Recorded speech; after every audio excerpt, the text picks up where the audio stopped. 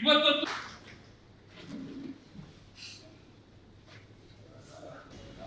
4 ಜನ 5 ಜನ ಏನು ಮಾತಾಡಿದ್ರಿ, ಬಹಳ ಸೊಗಸಾಗಿ ಮಾತಾಡಿದ್ರಿ. ನಾನು ಮತ್ತೆ ಅದಕ್ಕೆ ಆ್ಯಡ್ ಆನ್ ಮಾಡಿ ಮೇಬಿ ಒಂದು 10-20% ಹೇಳಿದ್ರೆ ಸಾಕಾಗುತ್ತೆ ಅಂತ ಅನ್ಸುತ್ತೆ. ಪರ್ವೇಜ್ ಅವರು, ನಮ್ಮ ರಮೇಶ್ ಬಾಬು ಅವರು, ಶೇಷಾದ್ರಿ ಅವರು, ನಮ್ಮ ವಕೀಲರು, ಇವರು ಯಜಮಾನ ಬಹಳ ಸೊಗಸಾಗಿ ಮಾತಾಡಿದ್ರು. ನಮ್ಮ ಶಿವಮೊಗ್ಗದಲ್ಲಿ ಬಹಳ ವಿಶೇಷವಾಗಿ ಹಬ್ಬಗಳನ್ನ ಆಚರಣೆ ಮಾಡ್ತಾರೆ. ಇದಕ್ಕೆ ಆದಂಥ ಶಿವಮೊಗ್ಗದ ಜಿಲ್ಲೆಗೆ ಆದಂಥ ಒಂದು ಇತಿಹಾಸ ಇದೆ. ಎಲ್ಲ ಕ್ಷೇತ್ರಗಳಲ್ಲೂ ಶಿವಮೊಗ್ಗ ಮುಂಚೂಣಿಯಲ್ಲಿರುತ್ತೆ. ಮುಂಚೆಯಿಂದ ನಾವು 70-80-100 ವರ್ಷದಿಂದ ನೋಡಿದ್ರು ಯಾವುದೇ ಟ್ರೆಂಡ್ ಸೆಟ್ಟರ್ಸ್, ಯಾವುದೇ ಫೀಲ್ಡ್ ತಗೊಂಡ್ರು ಅದರಲ್ಲಿ ಸಾಧಕರು ಶಿವಮೊಗ್ಗದಿಂದ ಒಬ್ಬರು ಇದ್ದೇ ಇರ್ತಾರೆ.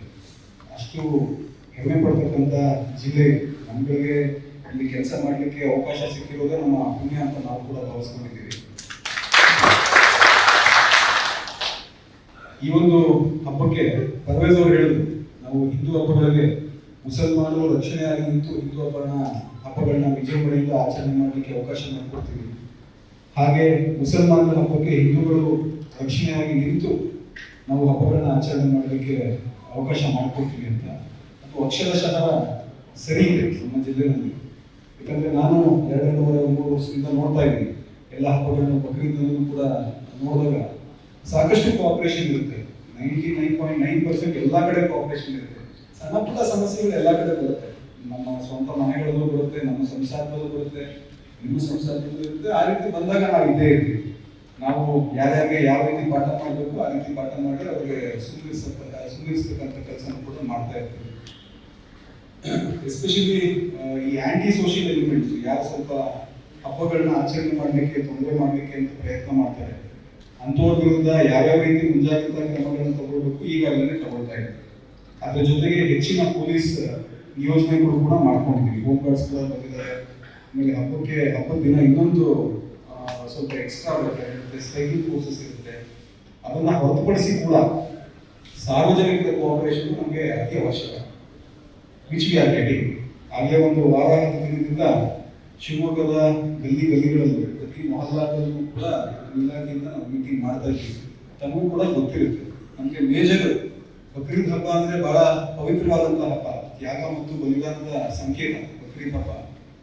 ಸೊ ಈ ಒಂದು ಹಬ್ಬದಲ್ಲಿ ನಮಗೆ ಮೇನ್ ಇಶ್ಯೂಸ್ ಬರೋದು ಅಂತ ಫ್ರಮ್ ಪೊಲೀಸ್ ಪರ್ಸ್ಪೆಕ್ಟಿವ್ ನಾವು ಹೇಳ್ಬೇಕಂದ್ರೆ, ಒಂದು ಈಗ ಬಲಿದಾನ ಅಂತ ನಾವೇನ್ ಮಾಡ್ಲಿಕ್ಕೆ ಅಂತ ಹೊರಡ್ತಾರೆ ನಮ್ಮ ಮುಸಲ್ಮಾನ್ ಬಾಂಧವರು, ಬಲಿದಾನದ ಸಮಯದಲ್ಲಿ ಏನೋ ಒಂದು ಫೋಟೋ ಮಾಡ್ಕೊಳ್ಳೋದು, ವಿಡಿಯೋ ಮಾಡ್ಕೊಳ್ಳೋದು, ಪರ್ವೇಜ್ ಅವರು ಸೂಕ್ಷ್ಮವಾಗಿ ಹೇಳೋದು, ಯಾರು ಕೂಡ ಗೊತ್ತಾಗದೇ ಇರ್ತಕ್ಕಂಥ ರೀತಿಯಲ್ಲಿ it is A private act.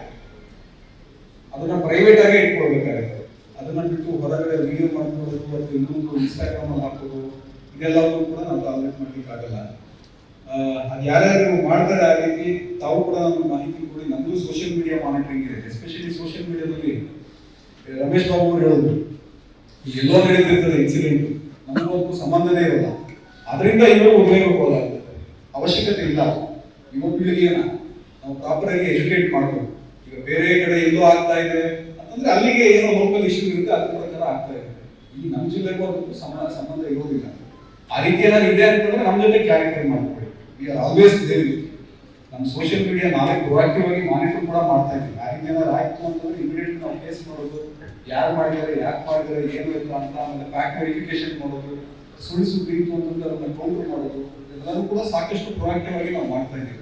ಆದಾಗ್ಯೂ ಸಹಿತ ಎಲ್ಲೋ ಒಂದ್ ಕಡೆ ಈ ರೀತಿ ಆಗ್ತಿದೆ ಅಂತಂದ್ರೆ ಸಾರ್ವಜನಿಕರು ವಿತ್ ದೇರ್ ಕಾಮನ್ ಸೆನ್ಸ್ ಅದನ್ನ ಅನಾಲಿಸಿಸ್ ಮಾಡಿ ನೋಡ್ಬೇಕಾಗುತ್ತೆ. ಎಸ್ಪೆಷಲಿ ಮುಖಂಡರು ನಿಮ್ಗೆ ಏನಾದ್ರು ಅದು ಆ ಗಮನಕ್ಕೆ ಬಂತು ಅಂತಂದ್ರೆ ಇಲ್ಲ ಆ ರೀತಿ ಇರೋದಿಲ್ಲ, ನಾವು ಕ್ಲಾರಿಫೈ ಮಾಡ್ಕೊಳ್ತೀವಿ ಇಲಾಖೆ ಜೊತೆಗೆ. ಪೊಲೀಸ್ ಇಲಾಖೆ ಆಗಿರ್ಬೋದು ಅಥವಾ ರೆವಿನ್ಯೂ ಅಡ್ಮಿನಿಸ್ಟ್ರೇಷನ್, ಬೇರೆ ಯಾವುದೇ ಇಲಾಖೆ ಆಗಿರ್ಬೋದು, ಅವ್ರ ಜೊತೆಗೆ ಕೋಆರ್ಡಿನೇಷನ್ ಮಾಡ್ಕೊಂಡ್ರೆ ಸಾಕಷ್ಟು ಸಮಸ್ಯೆಗಳು ಅಲ್ಲದೇ ನಮ್ಮ ಹಂತದಲ್ಲಿ ನಿಮ್ಮ ಹಂತದಲ್ಲಿ ಬಗೆಹರಿಸ್ಕೊಳ್ಬೋದು.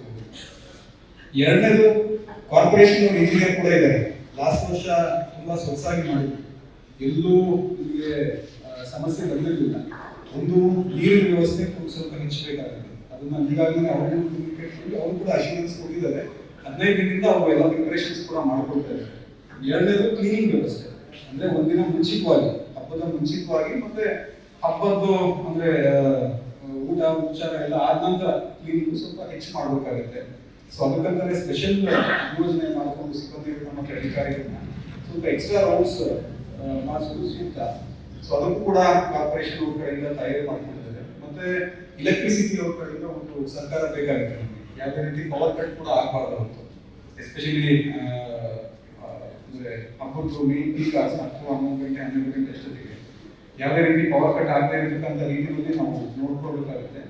ನಾವು ಮೆಸ್ಕಾಂ ಅವ್ರ ಜೊತೆಗೂ ಕೂಡ ಕಮ್ಯುನಿಕೇಶನ್ ಮಾಡ್ಕೊಂಡಿದ್ದೀವಿ. ಮಾನ್ಯ ಜಿಲ್ಲಾಧಿಕಾರಿಗಳು ಕೂಡ ಎಲ್ಲ ಅಧಿಕಾರಿಗಳಿಗೂ ಈಗಾಗಲೇ ವಾರದಿಂದ ಮುಂಚೆನೆ ಹೇಳಿದ್ದಾರೆ, ಎಲ್ಲ ರೀತಿ ಯಾವುದೇ ರೀತಿ 1% ಸಮಸ್ಯೆ ಕೂಡ ಆಗಬಾರ್ದು, ಸಮಸ್ಯೆ ಆಗಿದ್ರೆ ಬಹಳ ಸುಸೂತ್ರವಾಗಿ ಹಬ್ಬ ನಡೀಬೇಕು ಅಂತಂದು. ಇಲಾಖೆಯ ಮುಖ್ಯಸ್ಥರು ಕೂಡ ಇದ್ದಾರೆ, ಹಲವಾರು ಇಲಾಖೆಯ ಮುಖ್ಯಸ್ಥರು ಕೂಡ ಇವತ್ತು ಬಂದಿದ್ದಾರೆ. ಸೊ ಮತ್ತೊಮ್ಮೆ ಸೂಚನೆಗಳನ್ನ ಕೊಡ್ತಾರೆ. ಸೊ ನಮ್ಮ ಇಲಾಖೆಯ ಕಡೆಯಿಂದ ನಾವು ಎಲ್ಲ ರೀತಿ ತಯಾರಿನ ಮಾಡ್ಕೊಂಡಿದ್ದೀವಿ. ನಿಮ್ಗೆಲ್ಲಾದ್ರೂ ಸಣ್ಣ ಪುಟ್ಟ ಏನೋ ಇಶ್ಯೂಸ್ ಇದಾವೆ ಸರ್, ಅಥವಾ ನಮ್ಮಲ್ಲೇನೋ ಗೊಂದಲಗಳಿದ್ದಾವೆ ಅಥವಾ ಇನ್ನೊಂದೇನೋ ಕ್ಲಾರಿಫಿಕೇಶನ್, ನನಗೆ ರಮೇಶ್ ಬಾಬು ಮಾತಾಡಿದ್ರು ಬೆಳಿಗ್ಗೆ. ಸೊ ಏನಾದ್ರೂ ಸಮಸ್ಯೆ what ever be will always B available 24/7 ನಾವು ಅವೈಲೇಬಲ್ ಇರ್ತೀವಿ. ಏನೇ ಸಮಸ್ಯೆ ಇದ್ರೂ ಕೂಡ ನಮ್ಮ ಗಮನ ತಗೊಂಡು, ನಮ್ದು ಅಂತಂದ್ರೆ ಬರೀ ನಾನು ಒಬ್ಬರಿಗೆ ನಮ್ಮ ಇಲಾಖೆ ಒಂದೇ ಅಂತಲ್ಲ, ನಮ್ಮ ಸರ್ಕಾರಿ ಇಲಾಖೆಗಳು ಅಡ್ಮಿನಿಸ್ಟ್ರೇಷನ್, ಜನರಲ್ ಅಡ್ಮಿನಿಸ್ಟ್ರೇಷನ್ ಏನಿದೆ ಇಲಾಖೆಯ ಗಮನಕ್ಕೆ, ಅಡ್ಮಿನಿಸ್ಟ್ರೇಷನ್ ಗಮನಕ್ಕೆ ತಗೊಂಡು ಬಂದ್ರೆ ನಾವು ರೆಸ್ಪಾಂಡ್ ಮಾಡ್ತೀವಿ. ಹಬ್ಬನ ಬಹಳ ವಿಜೃಂಭಣೆಯಿಂದ ಶಾಂತಿಯ ರೀತಿಯಲ್ಲಿ ನಾವು ಆಚರಣೆ ಮಾಡೋಣ ಅಂತ ಹೇಳ್ತಾ ನನ್ನ ಮಾತನ್ನು ಮುಗಿಸ್ತೇನೆ.